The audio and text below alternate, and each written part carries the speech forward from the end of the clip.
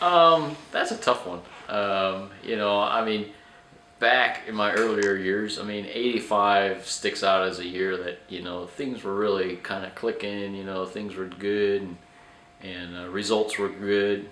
Um, but then you start looking back, it's like, more recent, you know, it, in Mexico, I got a gold medal. It's like, wow, it's like I can still do this. And still on the local level, I mean, I'm still, can hold my own against all these kids that are coming along, and the national enduros. I think before they switched to the new format and stuff, one of those years right in there, I was in the in the double A class, through the nationals. So, um, 85 still peaks out, but also at the same time, I've still had some pretty good highlights since then, basically. Um, I mean, I mean, as far as series and stuff go, I mean, I don't really keep track of none of that stuff. I mean, I just go ride motorcycles. I like to ride. Granted, it's nice to win, um, but at the same time, it's still just fun to go out and be, kind of test your skills against everybody else that's out there. I work all day. I get done at the end of the day, and it's like I'm tired of working. So that working out's got work involved with that. So it's like I don't do any of that. As far as riding goes, my bike sits all week.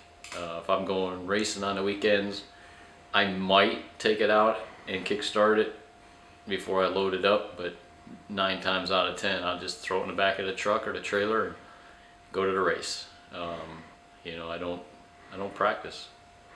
Well, basically, when you get to 6 days, we usually get there roughly about 5 days early. Before we get there, we know already what our time frame is as far as registration goes, bike impound. So I mean, basically, we go by. We get there, the whole container gets unloaded. Everybody unloads the container. You set up shop. Start. The support crews are getting their supplies ready. The riders are getting their bike stuff ready. And then in the meantime, with that, rather than just spending 2 days of working on your bike, the special tests are laid out. You go out, start walking special tests. Get a little bit lay of the land by driving to the special tests and stuff, and kind of, you get a feel of what the terrain's like. Well, basically, as far as the organization of that, it all takes through we have an actual team container, which nowadays we store it in at the Mastons over in Toledo, Ohio. I go over there a few times a year to check off supplies, replenish supplies, the tool boards, pit supplies, stuff that needs to be fixed from last year's event, just stuff like that. Everything gets loaded into the container roughly a month and a half before 6 days. The container gets shipped out of Toledo onto a train car or a tractor trailer thing, and it goes to get on a boat. Gets over to 6 days, they bring it to the event, and we unload it there. Basically, every rider's entitled to ship one average size motorcycle crate, and you can put whatever you want in it. So you get one bike. You go to 6 days with one bike and spare parts. That's part of the tour. The AMA puts together a tour. The last few years, the trophy teams have broke away from the tour stuff to be more centralized. Living in the same apartment or whatever, just so they can all go out to the special tests together. It's more of an intense type atmosphere as far as we're here to do a job. We're gonna get the job done, and we get done, we eat. Get done with eating, you clean up your stuff a little bit, get your cubicle and the trailer all organized, load up, go back to the room. Generally, there's a dinner there. Eat again. There's usually a team meeting for the first few nights at night. Usually, early evening, catch a team meeting of debriefing basically of what the next day is going to be like. You know, if there's been any problems, or you know, generally if you got problems, you go to the team manager right away and say, hey, you know, I was late, you know, I'm down, it was down like 3 minutes. So when he goes to the meeting at night, he knows that, you know, if there's a penalty for you, okay, that's legit. You know, but if there's not a penalty, you know, if you don't go up to talk to him and you do get a penalty, he'll start fighting for it right then. You know, so we have our meeting and then we adjourn from that. You know, you kind of go back to the room, get your, you know, your goggles or your clothes for tomorrow all figured out and situated, and, you know, the whole time drinking liquids and stuff. Go to sleep, you know, you're feeling quite good. You just finished the first day of 6 days. Go to sleep, you're usually kind of tired from working all day, and wham, you hit the hay, you wake up and go, oh God, I do this again. Day 2 is always the worst day. I always like to say it's a crash course of getting yourself in shape. You get up after day 2, at the beginning of day 2, you're stiff, you're sore, eating a lot for breakfast, and, you know, grab all your gear and head to the start. I always like to try to get there like an hour and a half, 2 hours early, just in case something happens to the car or traffic or whatever. You get there early, you know, you can leisurely get ready to go and get everything organized. It's kind of a neat atmosphere because the only thing you're there is to ride motorcycles.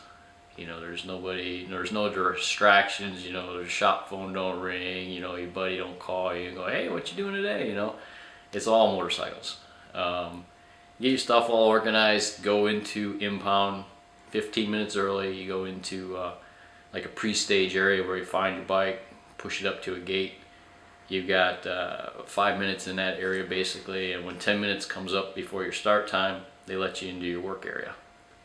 You know, day 2, you look over your bike from what you might have broke on day 1 or adjustments on stuff. You put your scorecard on it, your time card on the handlebars, in preparation to take off. You got like a minute or 2 to go. You get in a staging area. They'll call you up on usually the starting grid's got 2 sides. 3 guys start on one side. When that minute cleans out, then the next minute, you know, that not the next minute, but the preceding one or whatever fills in after that. They'll do a 5-minute or 5-second countdown. The clock will do a beep beep beep thing, and then a go, and at that point you finally get to start your bikes since the day before. Hopefully it starts. They usually look for your lights, make sure your lights are working, and you take off. You know, once it's impounded at night, there's no starting it, and there's no starting it until they say go. The mechanical skills have gotten less important than they did years ago. Basically, and I think that's why I've been so lucky over the years to always being able to finish, is that I've got a good working, you know, a good mind to know how mechanics work, to where something's starting to go bad, I know how to baby it. You know, a lot of guys will just run it until it just breaks and then they don't know how to fix it. You know, I've over the years I've known how to pamper the bike to get it through, and how to fix it if it's not getting through. I mean, I've used some pretty good ingenuity at the time, you know, to come up with a way to get through the day. Well, I mean, each country is generally, you go to a country, you're going to get 6 days of the same kind of terrain. Back to one of my favorite 6 days being in Australia the first year that we went down there. That was probably the best variety of terrain. I mean, we had couple days of like Midwest, you know, pasture type stuff, you know, a little higher speed type stuff. You know, a couple days of up in the mountains and hilly type stuff with rocks and stuff, and a day of sand. You know, I mean, it was a good variety of different kind of terrains. Well, I mean, basically, I mean, as far as riders go, I mean, there's been a bunch of them over the years. You know, I mean, one guy that really, you know, sticks out, and mainly because I was just spectating. You know, most of the time I'm racing, so you don't really get to really see how a rider's riding. And I would say when I was in Finland, think it was 95 or 96. I was chase riding for Ty Davis. And Stefan Peter Hansel was just like, there's like nothing that guy couldn't do on a motorcycle. I mean, we were out, when I try to do something, I try to do a really good job. And I mean, I was in spots that Ty was like, how'd you get there so fast, you know? And I was in the middle of nowhere, and the trail came out into like a little bitty blacktop area, and he never even seen me. But I mean, he came out and he just put the thing into a power slide for no reason. I mean, he's on blacktop, just having fun, you know. Just, it's like, holy, you're in like a major event and you're screwballing, you know. It's just like, holy cow. It's just like, you know, he had like a full power slide going one way, and then he flipped it to go the other way, you know. It was like to make a right hand turn. He just got on the gas and just did it again and just right out on the road. I'm like, I mean, as far as like the U.S., I mean, there's been a number of guys over the years that have just excelled at 6 days. You know, I mean, Kurt Caselli, I mean, been phenomenal. You know, Ty Davis, Rodney Smith, those guys, you know, they're just up there. And the guy that really got me going in 6 days, Malcolm Smith. You know, it's kind of neat.